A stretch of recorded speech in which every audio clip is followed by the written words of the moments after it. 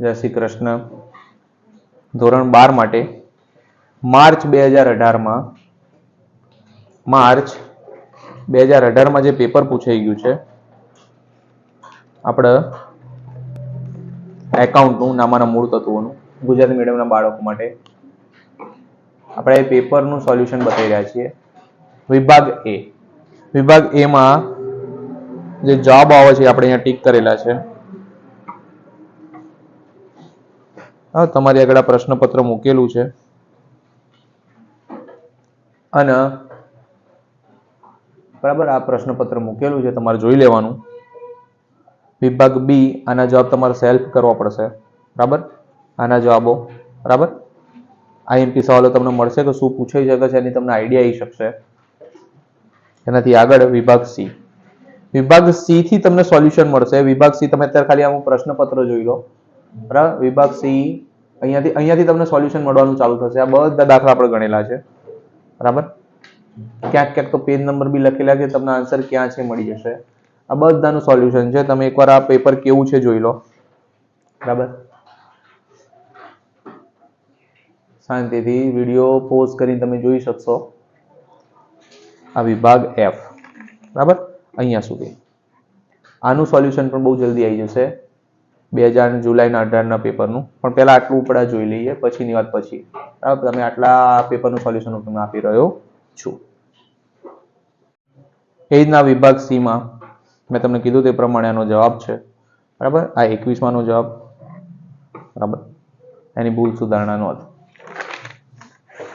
22ના પ્રશ્નનો જવાબ, એની ભૂલ, એની જે ગણતરી છે ત્યાગની લાભની. આ 23મા પ્રશ્નનો જવાબ. બરાબર, એની આમ નોંધ.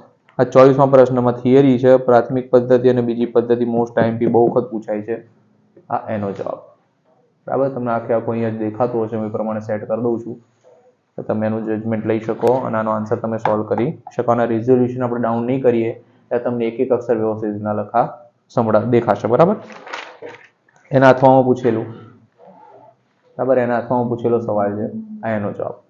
બરાબર, તો ભાગીદારી પેઢીના વિસર્જન સમયે પાકા શરીરમાં દર્શાવેલા નીચેના બાકીનો નિકાલ કેવી રીતના થશે? તમને આ 3 બાકીઓના નામ આપ્યા છે, એનો નિકાલ કેવી રીતના થાય એ આમનો સ્વરૂપે આપણે દર્શાવવાનો છે. બરાબર, પછી 25મા પ્રશ્નનો જવાબ એમાં આમનો હતી એ એની ગણતરી સાથે પેન્સિલથી બતાવેલું છે કે આ કેવી રીતના અમાઉન્ટ આવે છે. બરાબર, પછી રૂપાંતરની શરત પ્રમાણે ડિબેન્ચરના પ્રકાર થિયરી પૂછેલી છે, તે થિયરી. બરાબર, આઈએમપી થિયરી છે એ.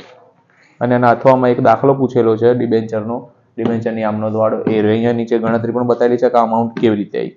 બરાબર, આગળ જઈએ વિભાગ ડી તરફ.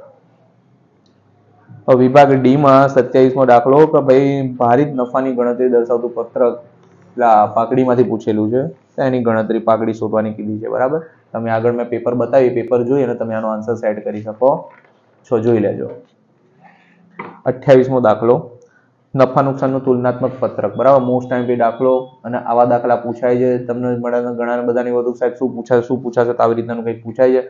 તમે આનું ફોર્મેટ તૈયાર કરેલું તો આ ગણતરી તમને આવડી જશે. બરાબર, ઓકે, આગળ વધીએ. 29મો 29 નંબરનો ક્વેશ્ચન. એકતા લિમિટેડના આધારે ચાલુ ગુણોત્તરની ગણતરી કરો. બરાબર, તો ગુણોત્તર ચાલુ ગુણોત્તર પૂછાય છે. મેં કીધું તો પ્રવાહી ગુણોત્તર અને ચાલુ ગુણોત્તર વધારે પૂછાય છે. એ અમે આ પેપર ઉપરથી નક્કી કરેલું હોય છે કે શું પૂછાય છે શું નહીં. બરાબર, તે રીતના પૂછાય છે, તમારે જોઈ લેવું. એના અથવામાં તમને દેવા ઇક્વિટી ગુણોત્તર પૂછેલો છે, તો દેવા ઇક્વિટી ગુણોત્તરની ગણતરી બધું અહીંયા આપેલું છે. આગળ સવાલ જોવાનો ના જવાબ છે. બરાબર, અથવાનો જવાબ છે. 30 નંબરનો સવાલ રોકડ પ્રવાહની ગણતરી કરો. તાઈ રહ્યો આ રોકડ પ્રવાહ પત્રક તૈયાર કરવાનું ને એમાં જે ડેટા આપે નાખો એટલે તમને જવાબ મળી જાય. અથવામાં બીજું રોકડ પ્રવાહ પત્રક છે. નાણાકીય પ્રવૃત્તિનો વધારો આ કામગીરીનું છે ના નાણાકીય પત્રક.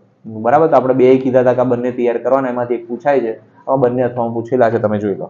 એનો જવાબ આવી રહ્યો, તમે આ બી જોઈ શકો છો. બરાબર, કૌંસમાં છે, બધું માઇનસમાં છે.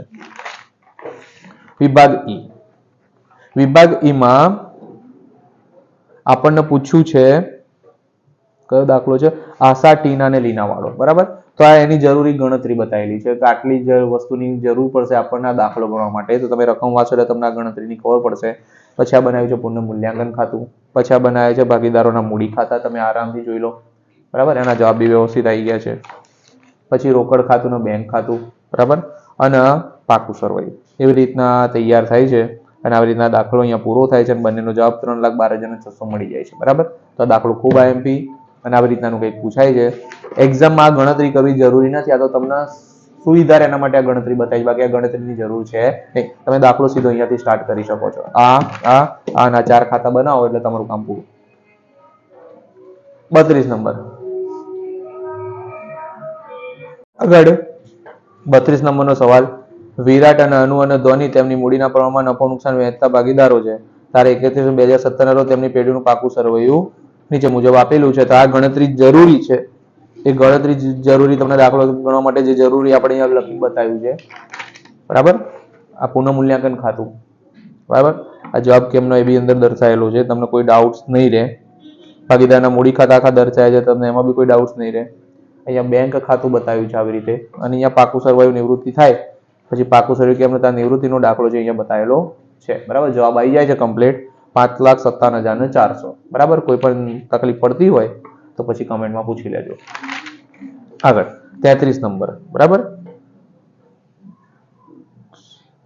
33 નંબર દાખલો આપ્યો છે આમનો વાળો શેર મૂડીનો.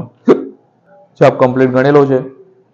બરાબર, કમ્પ્લીટલી જવાબ આવી જાય છે અને ખબર પડી જાય એવું છે. બરાબર, આ દાખલામાં ગણતરીની જરૂર હતી અથવાનો દાખલો તે બતાવ્યું છે ગણતરી કરીને કે આ કેમનું દર્શાવેલું છે. પેન્સિલથી લખ્યું છે એટલે તમને આઈડિયા આવશે કે આ વસ્તુ કેમ નહીં આવે છે. બરાબર, એક્ઝામમાં પેન્સિલનો ઉપયોગ આવી આન્સર લખવા માટે તમારે નથી કરવાનો, તમારે પેનનો જ ઉપયોગ કરવાનો છે.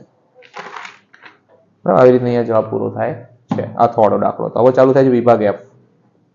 વિભાગ એફમાં રાધા અને કૃષ્ણની ભાગીદારી પેઢીઓની 21/2017 રોજ પૂરા થતા વર્ષનું નફા નુકસાન ખાતું તૈયાર કરવાનું કીધું છે. તો આપણે અહીંયા નફા નુકસાન ખાતું તૈયાર કર્યું છે. વાર્ષિક હિસાબોનો દાખલો છે. અહીંયા નફા નુકસાન ફાળવણી ખાતાની જરૂર હતી તો આપણે એ તૈયાર કર્યું છે. અહીંયા પાકું સર્વે તૈયાર કરવાનું કીધું હતું તો આપણે તૈયાર કર્યું છે. વાર્ષિક હિસાબોમાં હોય જ જો કે, અને અહીંયા 2,44,000 જવાબ મળી જાય છે. તો આ જ એક જોઈ લેજો. બરાબર, પછી 35 નંબર સરસમાં સરસ ને ઈઝી મીઝી દાખલો. બરાબર, આ કોષ્ટક તૈયાર હોય એટલે ખાલી અંદર જવાબ જ મૂકવાના હોય. બરાબર, તો આ પાકું સર્વે વાળો વાર્ષિક હિસાબોનો દાખલો છે, એ જોઈ લેજો. એકદમ ઈઝી દાખલો હોય છે. અને આગળ 2018 જેમ કીધું તો એ આપણી જોડે સોલ્યુશન તૈયાર જ છે, એ નેક્સ્ટ વિડીયોમાં અપલોડ થઈ જશે. અને આની સાથે સાથે તમને સ્ટેટનું પણ સોલ્યુશન મળશે અને આઈએમપી દાખલાનો વિડીયો પણ મળી જશે. બરાબર, તો આગળ હવે તમારે જેમ જરૂર હોય એ પ્રમાણે તમે આ વિડીયો જોતા રહેજો, પ્લેલિસ્ટ ચેક કરતા રહેજો. ધીમે ધીમે મૂકીશ કેમ કે ઘણા વહેલા વિડીયો અપલોડ કરવાના મેં ચાલુ કર્યા છે, જેના કારણે તમે પ્રિપેરેશન કરી શકો. Thank you.